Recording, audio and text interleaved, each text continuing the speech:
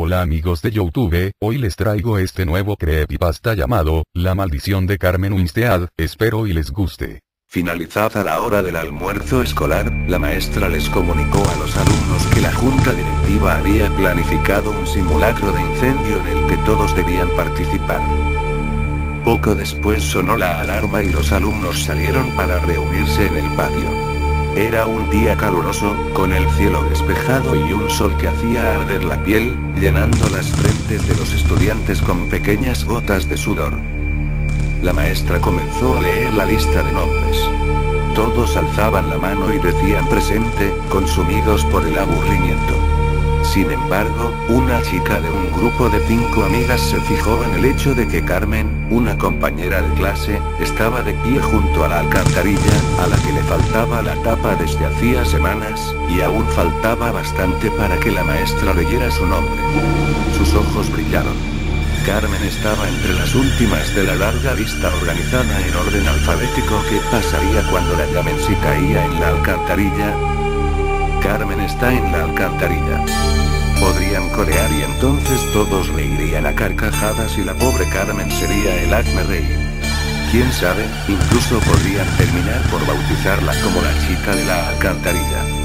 La oportunidad de romper el aburrimiento y hacer historia era perfecta, así que les comunicó discretamente la idea a sus 4 amigas y todas empezaron a agolparse en torno a Carmen, fingiendo torpeza para empujarla y hacerla caer sin que aquello pareciese premeditado.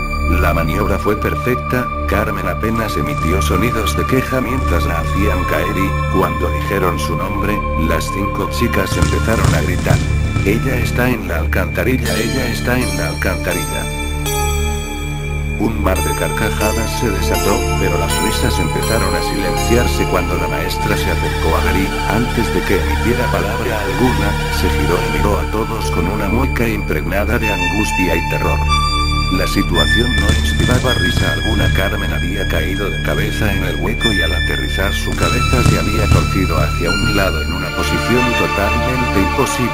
Su cara casi sin piel después de haberse raspado contra las paredes de la alcantarilla en la caída y una mueca espantosa como si hubiera tratado de gritar y no hubiese tenido el tiempo suficiente. La sangre se dispersaba en un charco que se mezclaba con el excremento húmedo y maloliente que impregnaba todo su cuerpo. Las 5 chicas se acercaron a ver. Una lágrima asomó tímidamente en la mejilla de la autora de la broma mientras sus ojos atónitos contemplaban como una gorda cucaracha yacía sobre lo que alguna vez fue el rostro de Carmen, moviendo sus antenas como para ver si todo estaba bien. Pero nada estaba bien, y ella y cada una de sus amigas se sintieron como uno de esos repulsivos insectos cuando la policía vino y determinó que Carmen tenía el cuello roto y estaba muerta. Según dijeron, al caer Carmen se golpeó con las escaleras metálicas, de tal forma que perdió la cara y después se rompió el cuello al estrellarse contra el cemento. Minutos después se llevaron el cadáver de Carmen, acompañado por una procesión de moscas cuyos zumbidos eran casi el único ruido en medio del fúnebre silencio. Ese día hubo un interrogatorio después de clases. Todos debían ir. En el interrogatorio las 5 chicas dijeron que fue un accidente y que ellas fueron testigos. La policía les creyó y el caso de Carmen Winstead se cerró, pero algo aún más siniestro había comenzado. Meses después, compañeros de clase de la fallecida Carmen empezaron a recibir correos electrónicos que se titulaban La empujaron y afirmaban que a Carmen la habían empujado, que su muerte no era un accidente. También, los correos decían que los culpables debían asumir la responsabilidad del crimen, pues de lo contrario habría terribles consecuencias. La mayoría pensó que los correos eran una farsa elaborada por alguien que quería divertirse causando temor, pero otros no estaban tan seguros.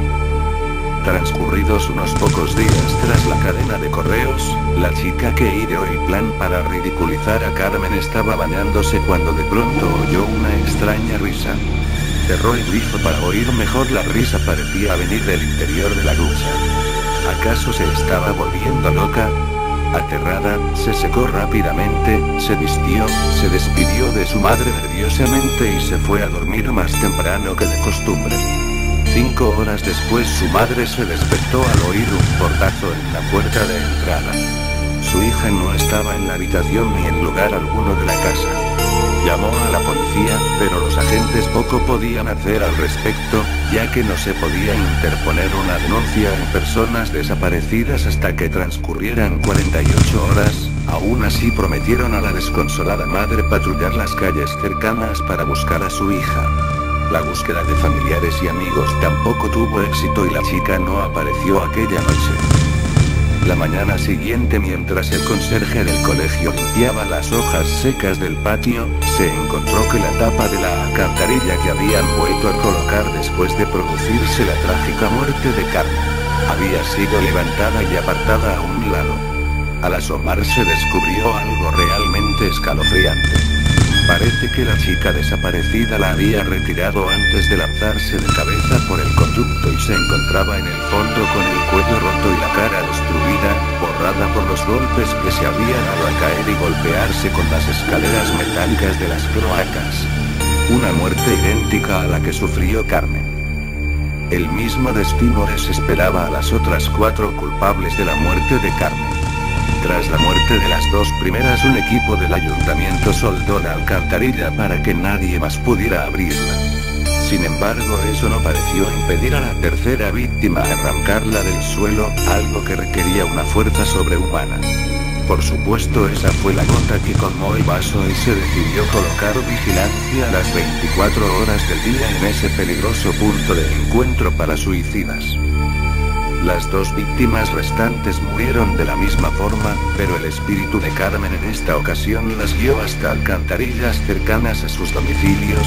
La vigilancia podría frustrar sus planes. Una por una cayeron en las alcantarillas, perdiendo el rostro y rompiéndose el cuello. Todas se habían quedado dormidas antes de su trágica muerte. En ese momento, cuando se encontraban más vulnerables, Carmen aprovechaba para poseer sus cuerpos y guiarlas como si se tratara de un caso de sonambulismo hacia una muerte tan cruel como la que ella había sufrido. Un destino cruel porque podían sentir todo lo que ocurría pero no tenían control sobre su cuerpo. Pero la cadena de muertes no se detuvo ahí, ya que posteriormente otros compañeros de clase de Carmen también fueron encontrados muertos en distintas alcantarillas, con el cuello roto y el rostro anulado. Ellos y ellas también se habían dormido antes de aparecer muertos. Resultaba muy inquietante pensar que todos esos otros compañeros muertos no habían creído en los correos electrónicos que afirmaban que Carmen fue empujada. ¿Acaso el espíritu de Carmen se estaba vengando?